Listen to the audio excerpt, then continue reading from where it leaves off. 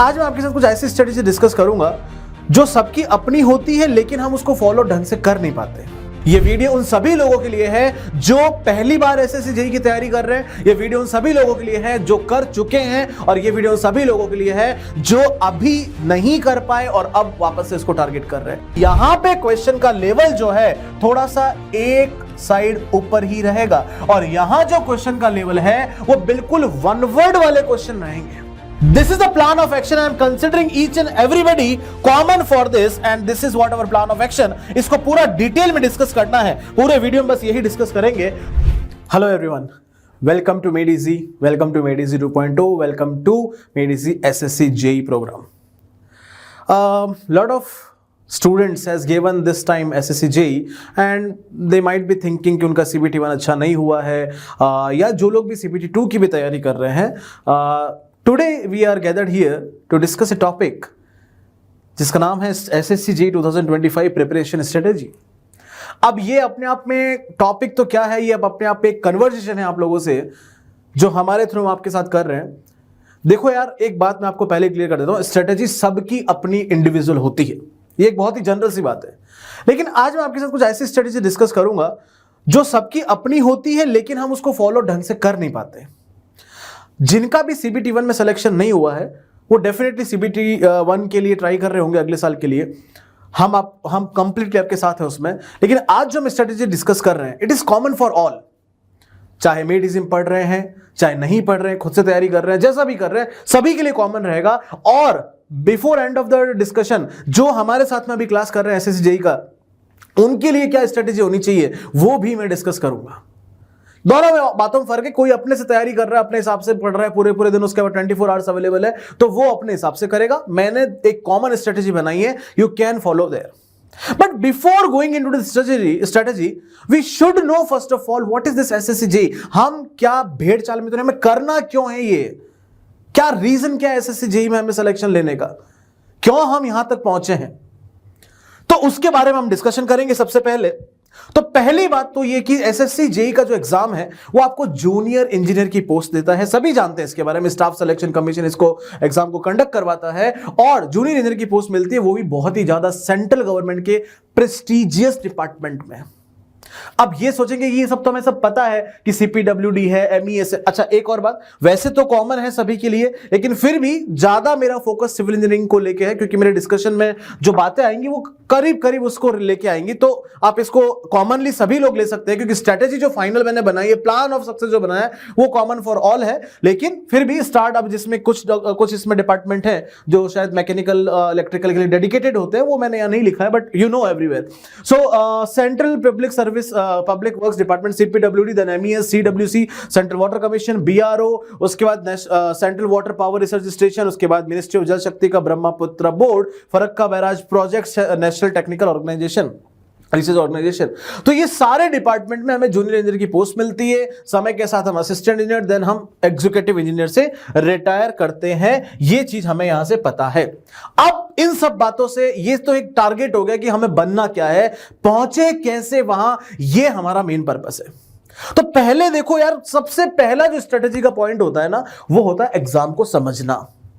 आप चाहे civil services की तैयारी कर रहे हो, चाहे आप SSC JEE की तैयारी कर रहे हो, चाहे उससे भी निचले लेवल की कोई तैयारी कर रहे हो, चाहे बहुत ही IAS से भी ऊपर की कोई तैयारी कर रहे हो, सभी के लिए सबसे पहले what that exam, what that organisation demands from you, that is what you need to no.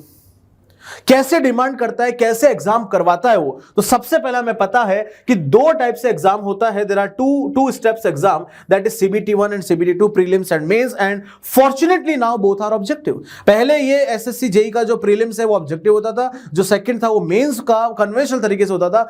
अब सिलेक्शन लेना बहुत ही आसान हो गया, और सिविल इंजीनियरिंग में तो ऑन एन एवरेज आप देख ही रहे हो कि मोर देन 1000 पोस्ट रहती है, 1000 से 1500 के बीच में पोस्ट रहती है। तो बहुत ही बढ़िया चीज है, बहुत ही सही चीज है अपनी जिंदगी की एक शुरुआत करवाने के लिए।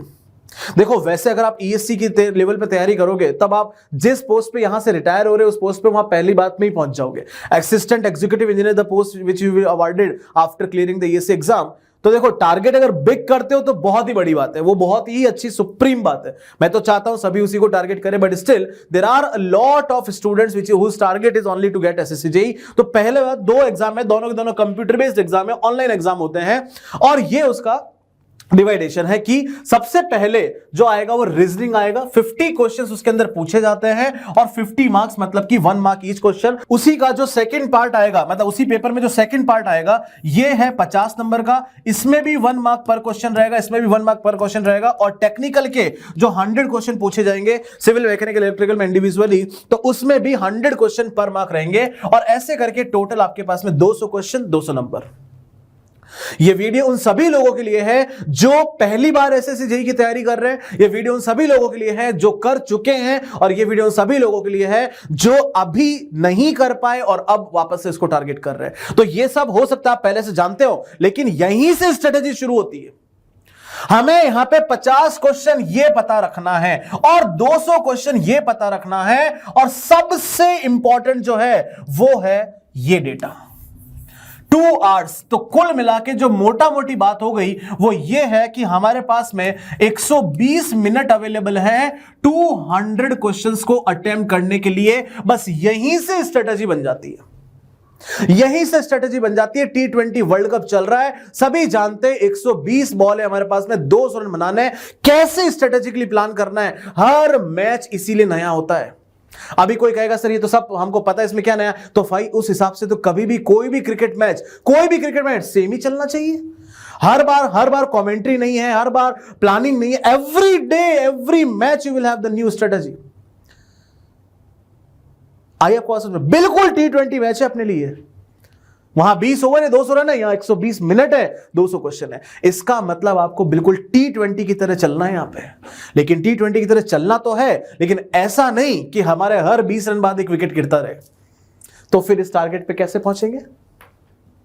आप कोई भी टीम के कप्तान से सुनोगे, वो यही बोलेगा कि हमारा टारगेट रहता है कि हम 200 टच करें ही करें। तब जाके जब टारगेट 200 करते हैं, तब जाके 160, 170 को एक स्टैंडर्ड स्कोर माना जाता है। सेम केस यहां पे है, बिल्कुल सेम है, लेकिन हर एक को अपनी स्ट्रेटेजी बनानी है। मैं एक कॉमन स्ट्रेटेजी शेयर करने वाला हूं। ध्यान यहां पे रखना है कि यहां जो फर्स्ट वाला जो पेपर है उसमें 25.25 मतलब कि 1/4 मार्क नेगेटिव होगा फॉर ईच रॉन्ग आंसर। उसके बाद आपका मेंस में सिलेक्शन होगा। अगर आप प्री में क्लियर कर जाते हैं तो मेंस में सिलेक्शन होगा। मेंस में आपको प्योर इंजीनियरिंग के ही क्वेश्चन पूछे जाएंगे, और इंजीनियरिंग में 100 क्वेश्चन आएंगे, and every question will be asked for 3 marks and 1/3 मतलब कि 1 marks for each wrong answer. तो टोटल हमारे पास में 500 नंबर में से हमें नंबर लेके आने। यह आपका फुल वनडे मैच के हिसाब से है। यहां आपके पास में 120 मिनट है, लेकिन सवाल है 100। मतलब अब आपको क्वेश्चन कम सॉल्व करने हैं। इसका मतलब यह हो गया कि यहां पे क्वेश्चन का लेवल जो है थोड़ा सा एक साइड ऊपर ही रहेगा, और यहां जो क्वेश्चन का लेवल है वो बिल्कुल वन वर्ड वाले क्वेश्चन रहेंगे। आता है तो आता है, नहीं तो आगे बढ़िए, आपके पास समय नहीं है। यहां पे आप हर एक क्वेश्चन में 1 मिनट से ज्यादा समय दे सकते हैं। तो हम यहां लिख देते हैं, जो हमारी स्ट्रेटेजी का मेन कारण बनने वाला है वो यही है कि यहां हमें 1 मिनट से ज्यादा पर क्वेश्चन मिल रहा है, और यहां हमें very very less than 1 minute से कम, बहुत ही कम 1 मिनट से हमें पर क्वेश्चन मिल रहा है। तो यहां हमारी स्पीड, यहां का प्रिपरेशन स्ट्रेटेजी बिल्कुल अलग होने वाला, अप्रोच अलग होने वाला है, बिल्कुल ही अलग कहानी चल रही है। उसके बाद हम देखते हैं कि हमारे पास में सिलेबस क्या है। तो सिलेबस जो एप्टीट्यूड का है उसमें एनालॉजी, सिमिलरिटीज, डिफरेंसेस आपके उसमें एसएससी जेईई की नोटिफिकेशन में आता है पूरा। Visual memory, discrimination, observation, relationship concept, arithmetic reasoning, verbal figure classification, arithmetic number series, arithmetical computation, analytical function. तो कुल मिला के वर्बल, नॉन वर्बल दोनों चीजें पूछी जा रही है। और यहां मैंने मार्क्स का डिस्ट्रीब्यूशन इसलिए नहीं दिया है क्योंकि एप्टीट्यूड वाले पोर्शन में ऑन एन एवरेज सभी के सभी टॉपिक इक्वल मार्क्स के आते हैं।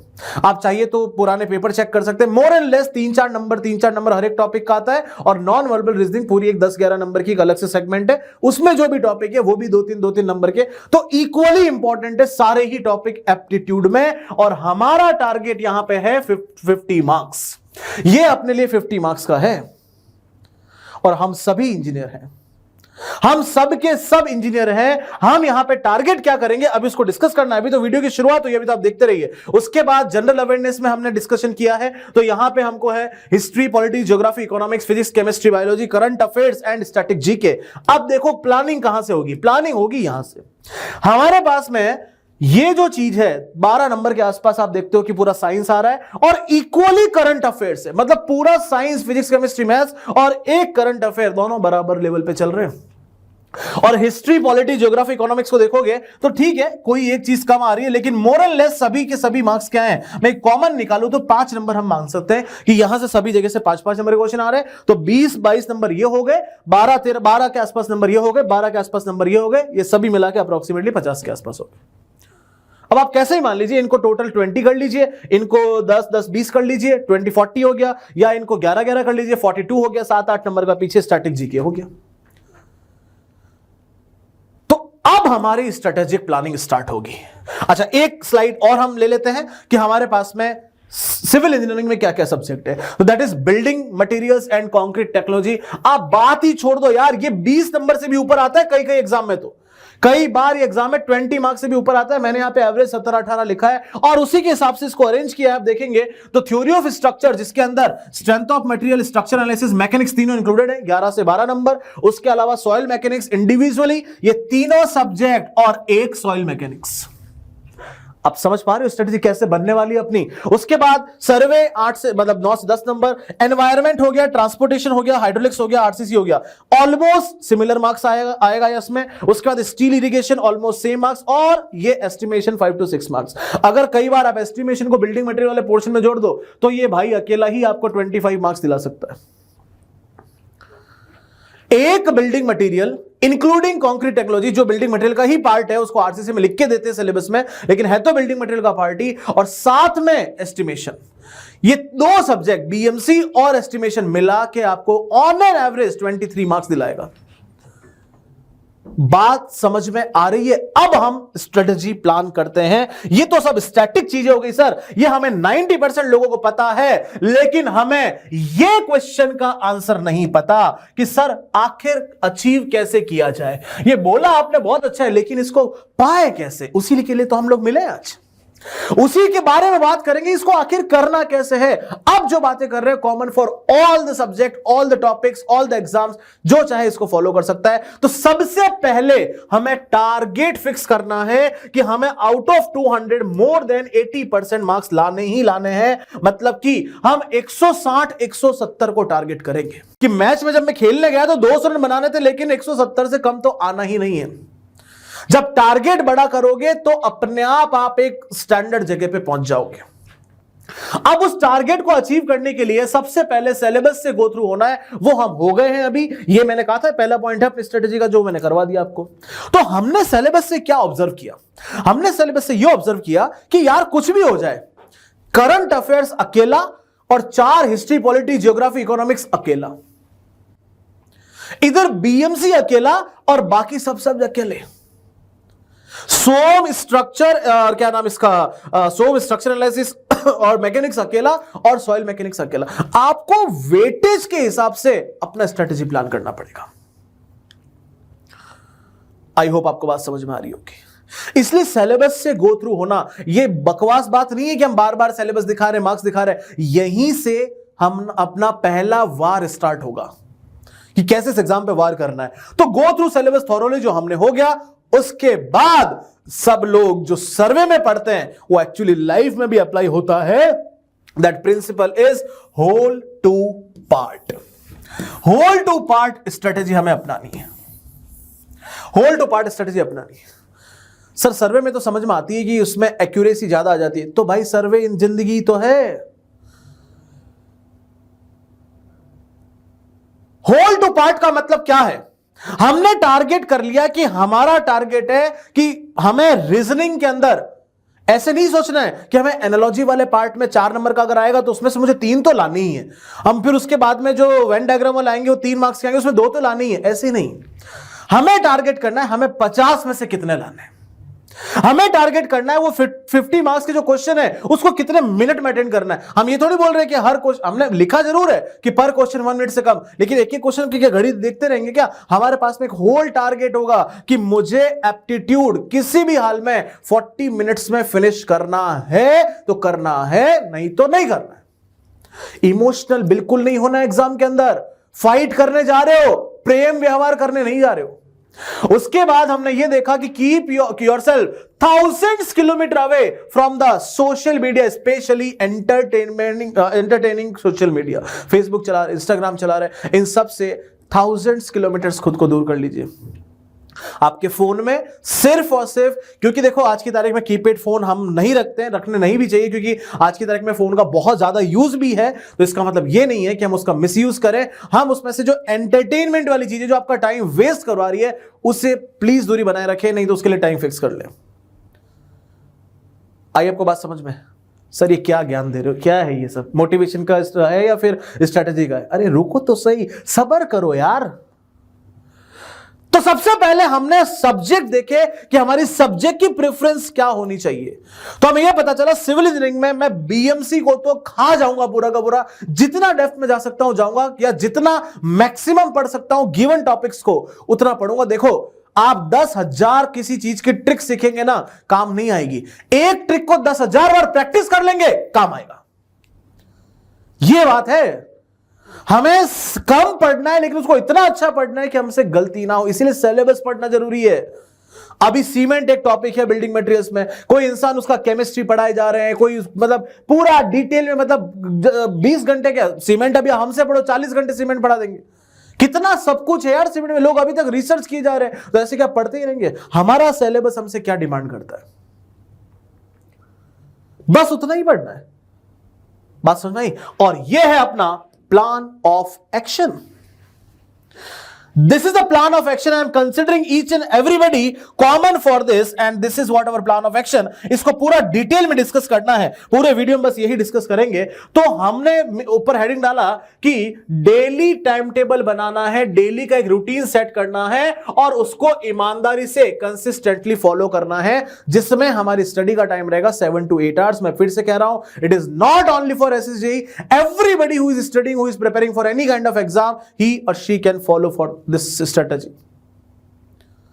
सबसे पहले बात करते हैं, हम ये मान के चल रहे हैं, मैं ये अज्यूम कर रहा हूं कि आप कहीं पे भी पढ़ रहे हो, खुद से पढ़ रहे हो, मेडिसिन पढ़ रहे हो, हम ये मान के चल रहे हैं कि आपका दिन का 6 घंटा जो है क्लास में जा रहा है। जैसे मेडिसिन की बात करेंगे तो हम जब यहाँ पे अभी जैसे 18 तारीख से हमारा बैच स्टार्ट हो चुका है एसएससी का, और हम 27 से टेक्निकल भी स्टार्ट करने वाले हैं, नॉन टेक ऑलरेडी चल रहा है उसके अंदर। तो हम वहां पे आपको मैक्सिमम एक दिन में 5 आवर्स की क्लास देते हैं, जीएस और ये मिला के। कभी 4 की भी हो सकती है, कभी 3 की हो सकती है। तो 5 आवर्स की मैक्सिमम क्लास बोल रहा हूं मैं तो फिर भी 6 घंटे लिख रहा हूं, क्योंकि क्लास में जाने से पहले आधा घंटा आपको थोड़ा नॉर्मल होने में लगता है, उसके बाद क्लास के बाद आप रेस्ट करते हो। तो आपका मैं मान के चल रहा हूं कि 24 आवर्स में से 6 आवर्स क्लास में जा चुका है, क्लास में जा चुका है। अब आती है हमारी स्टडी की प्लानिंग, और यहां से शुरू होता है अपना प्लान ऑफ एक्शन। हम सबसे पहले टेक्निकल नंबर 1 पढ़ेंगे 2.5 घंटे के आसपास। टेक्निकल नंबर 1 का मतलब यह है कि हम पर डे 2 टेक्निकल सब्जेक्ट पढ़ेंगे। तो टेक्निकल नंबर 1 पढ़ा 2.5 घंटे, टेक्निकल नंबर 2 पढ़ा 2.5 घंटे, और 1.5 घंटा हर दिन, चाहे कुछ भी हो जाए, जीएस का कोई एक टॉपिक पढ़ना ही पढ़ना है। 10 टॉपिक आपके सामने थे, करंट अफेयर्स नहीं पढ़ना है। क्या सर करंट अफेयर तो इतना इंपॉर्टेंट था, क्यों नहीं पढ़ना? अरे रुको तो यार, बता रहा हूं, वो नहीं पढ़ना है। आप इसमें हिस्ट्री, पॉलिटी, ज्योग्राफी जो भी या तो क्लास में चल रहा हो, क्लास की बात में करेंगे, मैं तो आपकी बात कर रहा हूं, जो भी चल रहा है उसको पढ़ना है। सर ये तो 2.5, 5 और 6.5 घंटे हुए। अरे बाबूजी यहां क्यों नहीं देख रहे? 1.5 आवर रिवीजन, और उसको मैंने सबसे ऊपर लिखा है।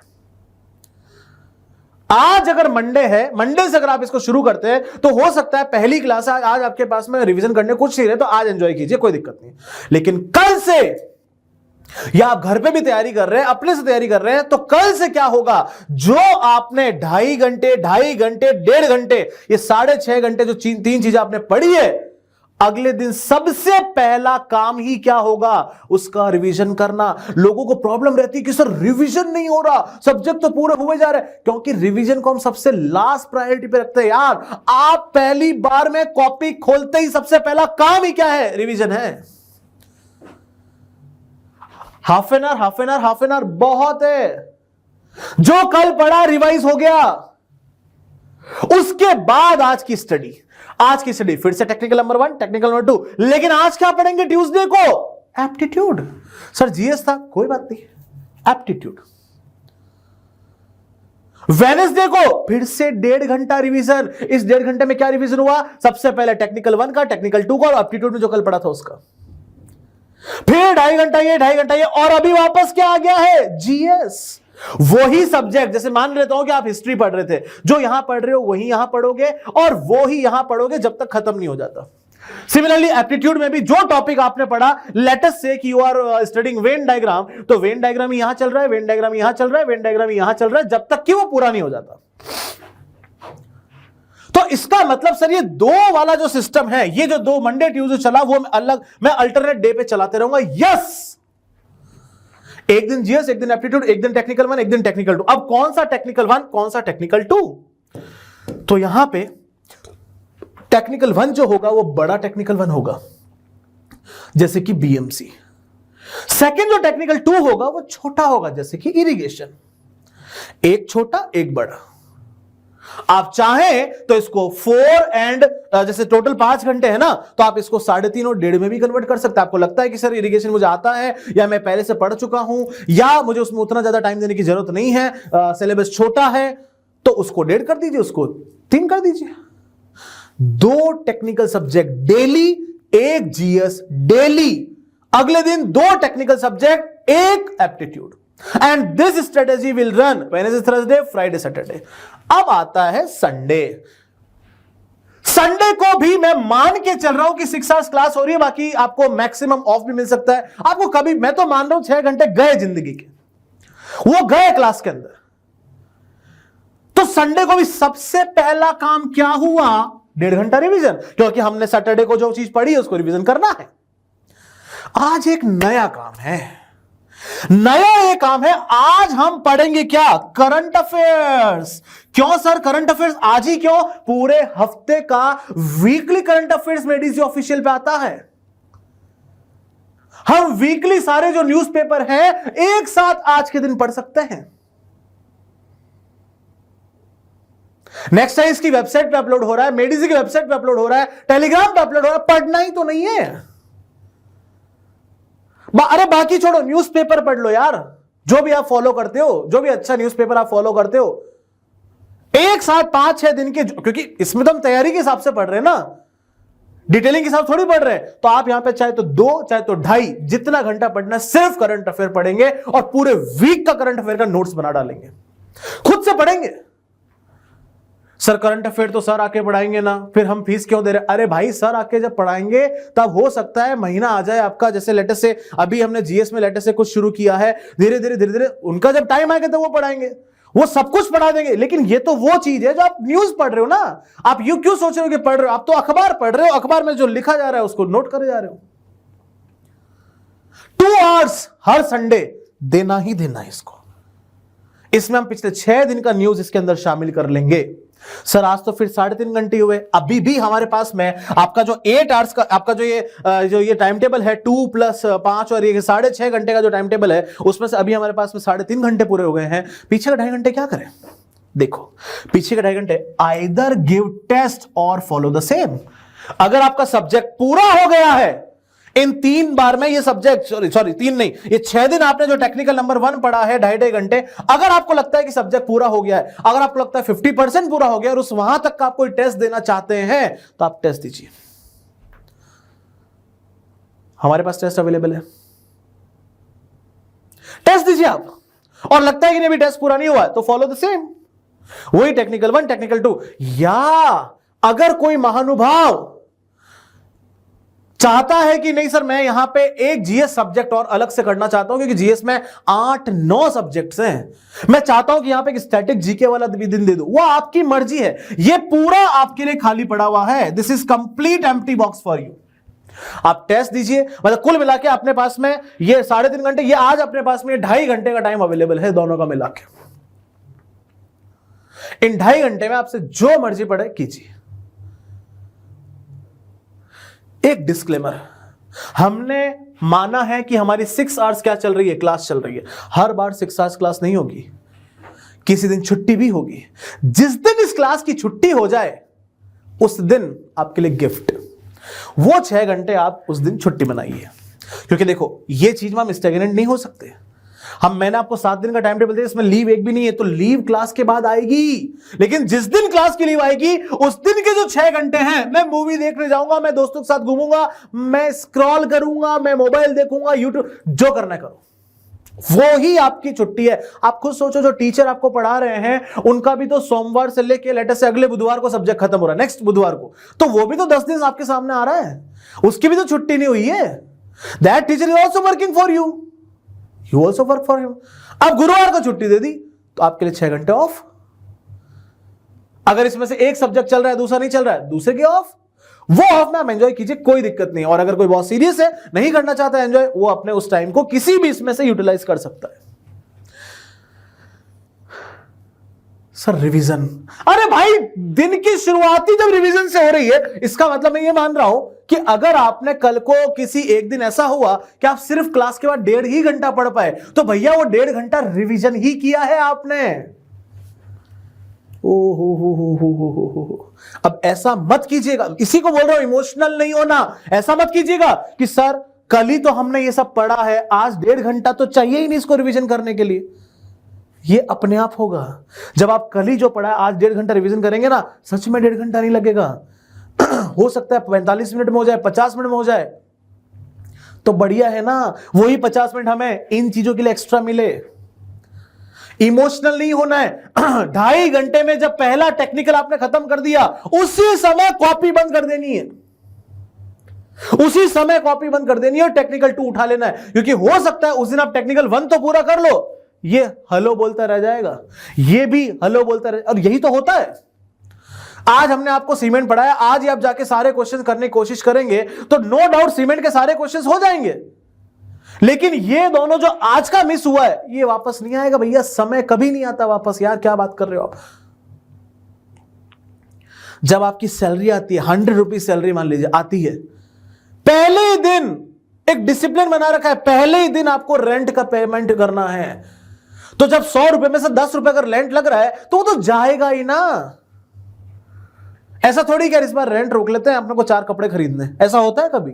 वो जो आपने डिसिप्लिन, एक इमोशनली डिसिप्लिन बना रखा है कि नहीं यार ये जो ऊपर के रेंट के जो 10 रुपए हैं ये कहीं नहीं जाने चाहिए।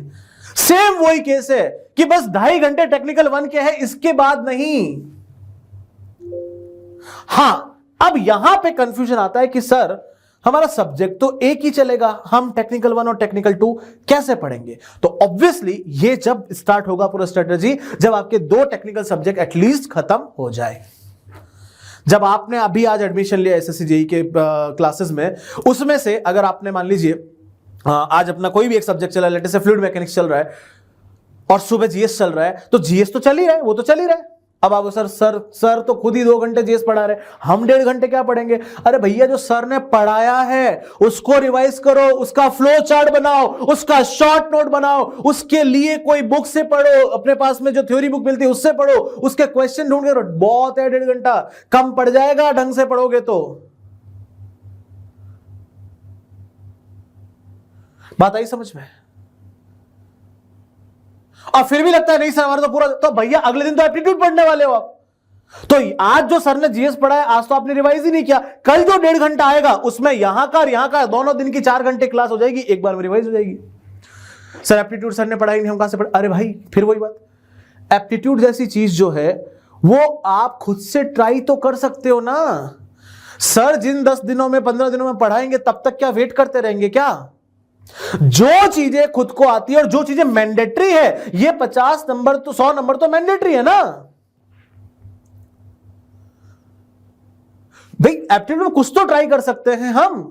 प्रॉफिट लॉस के क्वेश्चन आते हैं हमको, नंबरिंग सीरीज वाले क्वेश्चन हम ट्राई कर सकते हैं। 1.5 घंटा बैठ के, एक चीज ध्यान रख लेना, एक बात और, एक बात और ध्यान रख लेना, ये पूरा पर्पस इसलिए है ताकि आपको ये 8 आवर्स की सिटिंग हैबिट डलवा सके।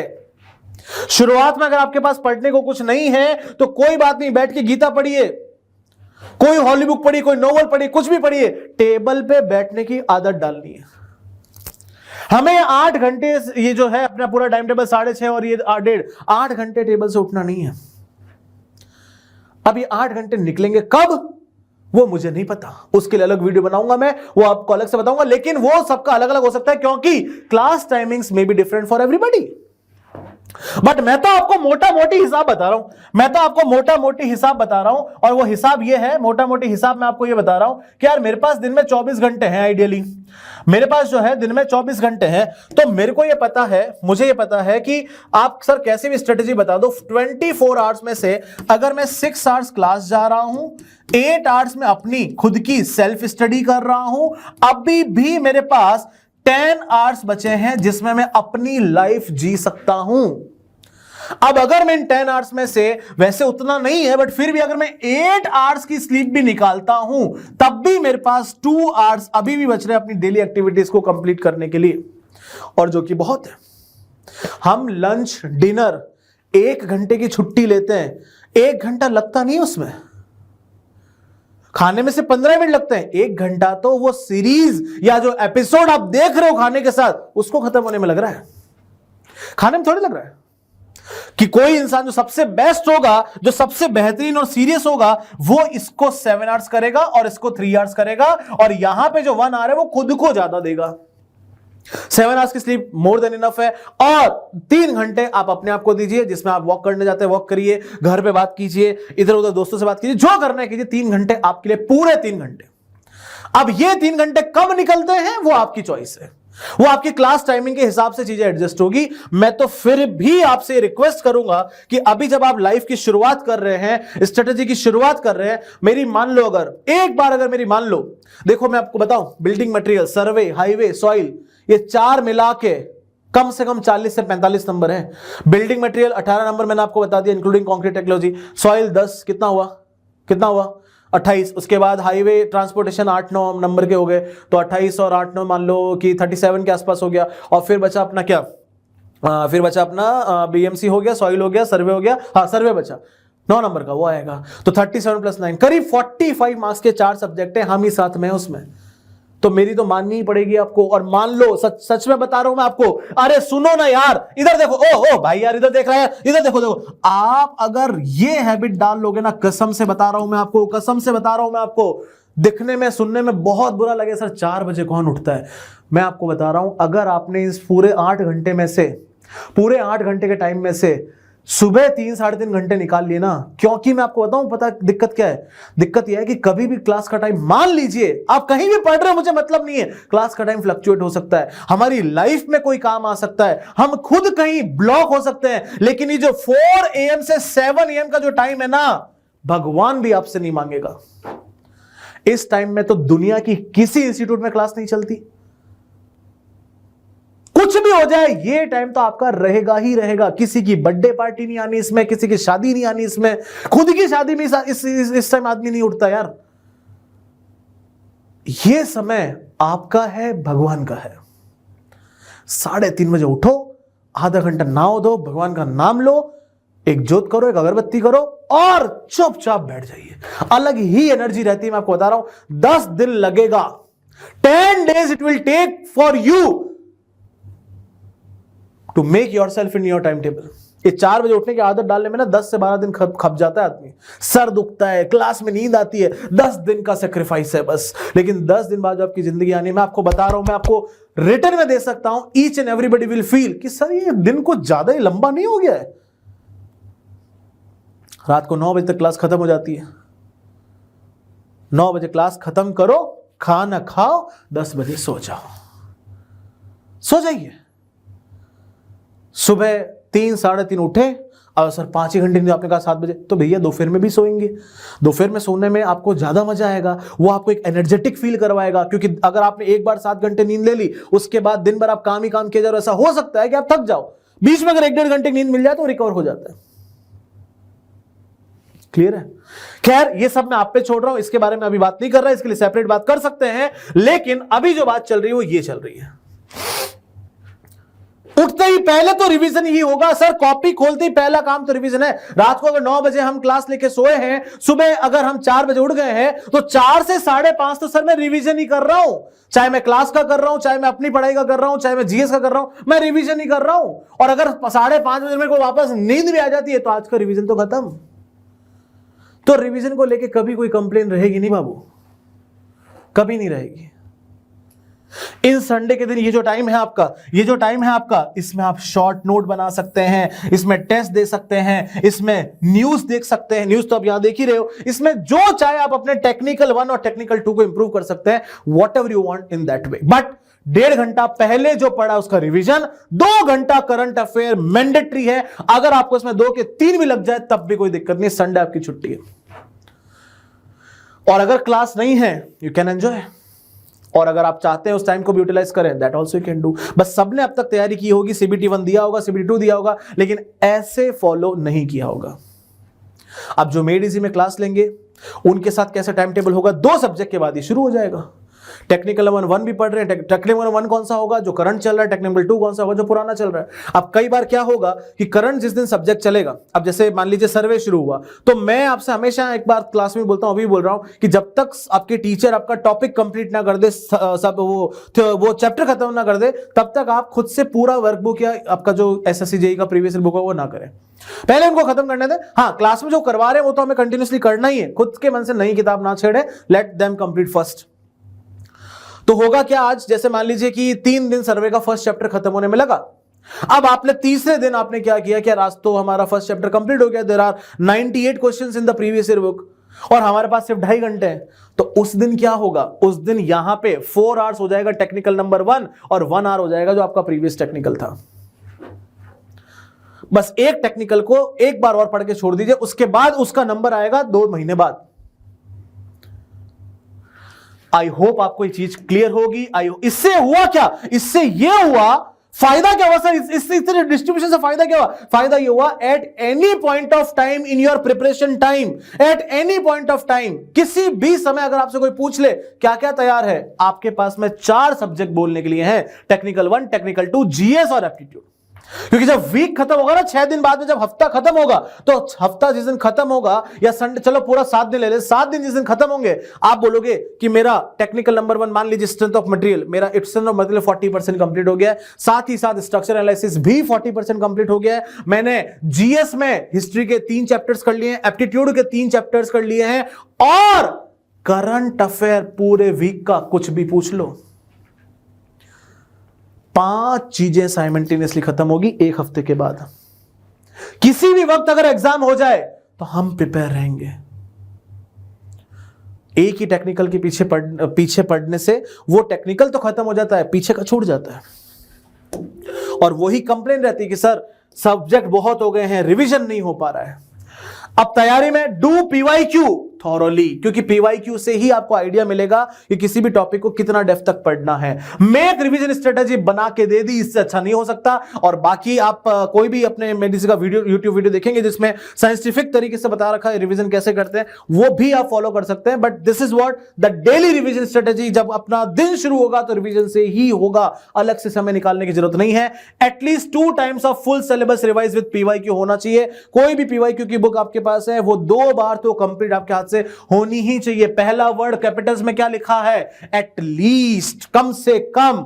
Test series after completion of subject, before that I don't think so कि आपको टेस्ट सीरीज देना चाहिए। एक बार सब्जेक्ट अपनी तरफ से कंप्लीट कर लो, क्लास में कंप्लीट होने दो, खुद से पीवाईक्यू कर लो, खुद शॉर्ट नोट बना लो, सब कुछ कर लो। अब आप रेडी हैं नया क्वेश्चन फाइट करने के लिए, तो that is what we have written here. Adjust the time in upcoming days if used somewhere at unavoidable situation. कुछ ऐसी सिचुएशन थी, मम्मी की तबीयत ठीक नहीं थी, पापा की तबीयत ठीक नहीं थी, आप हॉस्पिटल चले गए, खुद की तबीयत ठीक नहीं थी, कोई बहुत ही जरूरी आपका कोई इंसान है जिससे आपको मिलने जाना पड़ा, आपका दोस्त है, कोई भी ऐसा काम जिसमें आप इन 8 घंटे में से आज 3 घंटे मिस आउट कर गए। तो ये 3 घंटे आपको इमीडिएट उसी हफ्ते के अंदर अंदर रिकवर करना है। तो मतलब अगले दिन मैं ये करूंगा कि किसी भी तरह से 9 आवर्स करूंगा उसको, या किसी भी तरह से टेक्निकल 2 का अगर मेरे, या टेक्निकल 2 अगर मेरे को अच्छे से आ रहा है या उसका काफी सिलेबस रिकवर हो गया तो उसका टाइम रिड्यूस करके वो जो 3 घंटे इन्वेस्ट हुए, 1 घंटा आज, 1 घंटा कल, 1 घंटा परसों, ऐसे करके काम करेंगे। वो 3 आवर्स जो इन्वेस्ट हुए हैं, जो अनअवॉइडेबल जगह पे हुए हैं, मैंने पहले ही लिखा है अनअवॉइडेबल सिचुएशन, ऐसे नहीं कि सर कल दोस्त बुला लिया था वहां चल दिए, आज भी चाय पीने चल दिए, वहां पे डिस्कशन हो गए हैं हमारे, अभी क्या करेंगे हम, ये सब नहीं। ऐसी सिचुएशन जो सच में अनअवॉइडेबल थी, जहां आप सब कुछ करने के बाद भी आपका जाना जरूरी था, होगा, सबके होगा, हमारे भी हो सकता है, तो फिर वहां अभी देखो क्लास की छुट्टी कभी ऐसे होती है क्या? जब ऐसी हालत आ जाती है कि वो पर्सन वहां खड़े रह ही नहीं सकता, उसका जाना मैंडेटरी हो जाता है, देन ओनली क्लास छोड़ते हैं ना। फिर देखो, keep your notes and short notes in your phone, that is a very very important point, कि जब भी आपका फोन उठाओ, आपके हाथ में, आप कभी उबर बाइक पे जाते हो, ओला बाइक पे जाते हो, वो फोन पे का जो स्कैनर होता है वो वॉलपेपर पे ही रखते हैं, उनको पता है सबसे ज्यादा काम ही यही आने वाला है। तो आपके फोन में सभी नोट्स, आज आपको सर्वे पढ़ा है, 4 पेजेस क्लास में हमने किए, 6 पेजेस किए, आज ही 6 पेजेस स्कैन कर लो, अगले दिन 4 पेज और किए, वो 4 पेज और स्कैन कर लो, तो रोज आपके नोट्स ऐड होते जाएंगे, तो आपका पीडीएफ अलग से कमर झुका के करना नहीं पड़ेगा, डेली डेली स्कैन करते रहो। उससे यह होगा कि कभी भी हम कहीं ट्रैवल कर रहे होंगे, क्लासेस खत्म हो चुकी होगी, हम कहीं पे बैग लेके नहीं जा रहे हैं, हमारे पास बुक अवेलेबल नहीं है, नोट्स अवेलेबल नहीं है, तो हमारे पास में फोन पे, जीमेल पे, ड्राइव पे, जहां आपको उसको सेव करके रखना रखिए। एट एनी टाइम कभी नोटबुक खो गई मान लीजिए इन केस, तब भी आप मोबाइल से प्रिंट आउट निकाल सकते हैं, और more over any time revision कर सकते हैं। क्लास 6 बजे शाम को है, मान लीजिए 6:10 पे सर आ रहे हैं, या आपने 5:50 पे लैपटॉप ओपन कर दिया है, तो this is 10 minutes in your phone you can spend to revise your notes. ये सारी की सारी बातें बोलने में अच्छी लग रही है, फॉलो करनी पड़ेगी बाबू। अब जो लोग खुद से तैयारी कर रहे हैं, जैसे कहीं भी एडमिशन नहीं लिया, खुद ही से तैयारी कर रहे हैं, तो उनके पास वो 6 आवर्स जो क्लास वाला टाइम था वो भी गिफ्ट में अवेलेबल है। वो भी गिफ्ट में अवेलेबल है। और अब मैं बताने जा रहा हूं लास्ट पॉइंट। हमारे पास में 50 क्वेश्चंस हैं एप्टीट्यूड के, हमारे पास में 50 क्वेश्चंस हैं एप्टीट्यूड के, 50 क्वेश्चंस हैं जीएस के, 100 क्वेश्चंस हैं हमारे पास में सिविल इंजीनियरिंग के या किसी भी इंजीनियरिंग के। ये जीएस है, ये एप्टी है। मैं आपको बता देता हूं, अगर आपने जैसा हमने बताया वैसे प्रैक्टिस किया है, नंबर ऑफ क्वेश्चंस प्रैक्टिस किए हैं, गजब की स्ट्रेटेजी बनाई है, it should not take more than 42 minutes in your exam. It should not take more than 25 minutes in your exam. अब बताइए इसके लिए कितना बचा? इसके लिए बचा हमारे पास में 53 से 60 मिनट्स के आसपास। आप चाहें तो इसको 40 कर दीजिए एग्जैक्ट, ताकि वो फिगर आ जाएगा अच्छे से। 40, 25, 65, तो अपने पास बचा है 65 और अपने पास बच गया 55 minutes for this. 55 minutes for this. अब आप देख लीजिए कि आपको कितना ज्यादा स्पीड चाहिए, यहां पे कितना ज्यादा स्पीड चाहिए। अगर आपने एप्टीट्यूड में बहुत भयंकर स्पीड बना रखी है, it can be reduced up to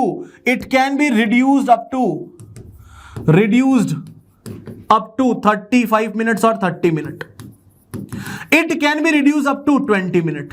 तो यहां से ये 10 से 15 मिनट चुरा के आपको इसमें डालना है।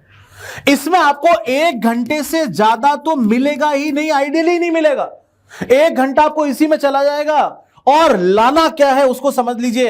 अगर आप हमारे साथ में मेडी के साथ जुड़ के हमारे साथ में प्रैक्टिस करेंगे ना, इतना बाण की तरह बना दिया जाएगा आपको कि ये 30 मिनट्स में इजीली सॉल्व हो जाएगा। एप्टीट्यूड पढ़ के देखिए एक बार, मजा आ जाएगा आपको। और पढ़ने से भी अच्छा, फर्स्ट डे से अगर आपने वो 1.5 घंटा निकालना शुरू कर दिया ना, तो जब सर बताएंगे कि नंबर्स कैसे फाइंड करते हैं, आपको पहले से आ रहा होगा।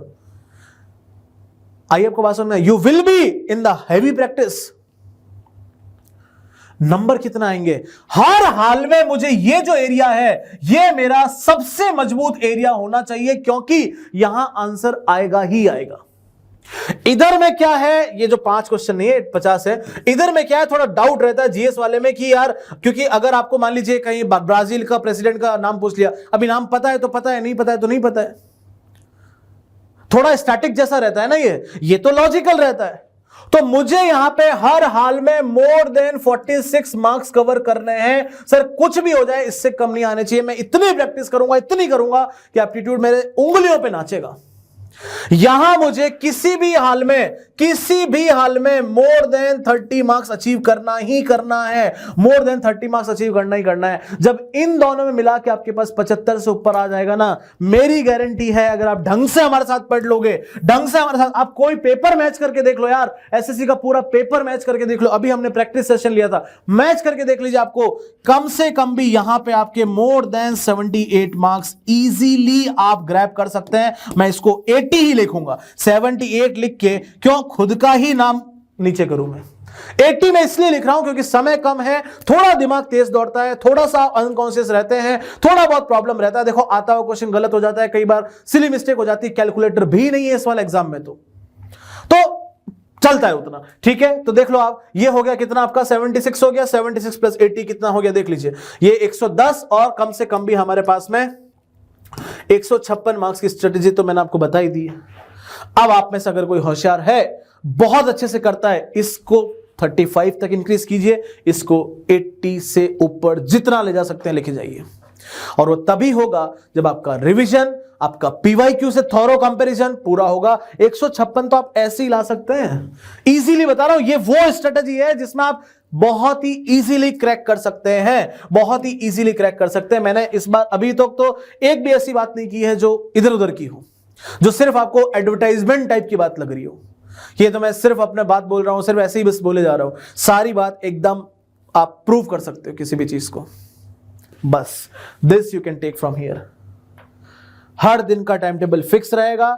मैं टेक्निकल 1 2.5 घंटे पढ़ूंगा, जिस दिन चैप्टर खत्म हो जाएगा उस दिन 4 घंटे पढ़ लूंगा, लेकिन 1 घंटा टेक्निकल 2 तो पढ़ना ही पढ़ना है। 1.5 घंटा जीएस एप्टीट्यूड। हाँ, किसी को अगर लगता है कि नहीं सर मुझे ये अल्टरनेट से अच्छा लग रहा है कि मैं 3 दिन लगातार जीएस पढ़ूं, 3 दिन लगातार एप्टीट्यूड पढ़ूं ताकि मेरा सही से कंप्लीट हो, मैं वही बोला, आप इसको पर्सनल अपने हिसाब से ऊपर नीचे कर सकते हो।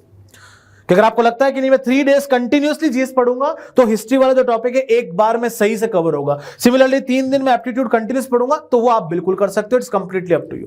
लेकिन 3+3 का टाइम टेबल रखना है ताकि किसी भी वक्त मेरी एप्टीट्यूड की भी तैयारी चल रही है, किसी भी वक्त मेरी जीएस की भी तैयारी चल रही है, किसी भी वक्त मेरे 2 टेक्निकल ऑल द टाइम चल रहे हैं, और हाँ रिवीजन तो हो ही रहा है।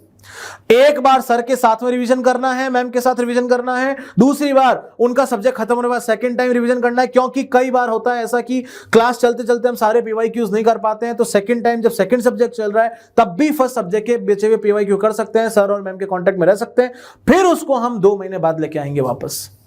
उसको भूलने जैसा तो होने दो, तब वापस रिवाइज करेंगे। Is that clear for everybody? So this is how we can achieve easily more than 150 marks in the SSC JEE exam. This is a big thank you to all of you to listen me, to hold this thing in your mind. अब देखो यार, जितना देखो बोल तो दिया है, बता भी दिया है, करना आपको है। मेडिजी आपके साथ है, मैं आपके साथ हूं, हमारी पूरी टीम आपके साथ में है, बहुत अच्छे से लेके चलेंगे। और इस बार तो पूरा नया ही इनिशिएटिव लिया है, नए तरीके से हो रही है सारी चीजें, नई किताबें नहीं बन रही है, वर्कबुक नहीं बन रहा है, 18 तारीख से बैच शुरू हो चुका है, 27 से टेक्निकल हो रहा है, सब कुछ हो रहा है। आप कहां हैं? आइए करते हैं मिलकर साथ में। Thank you everybody, God bless you, जय हिंद।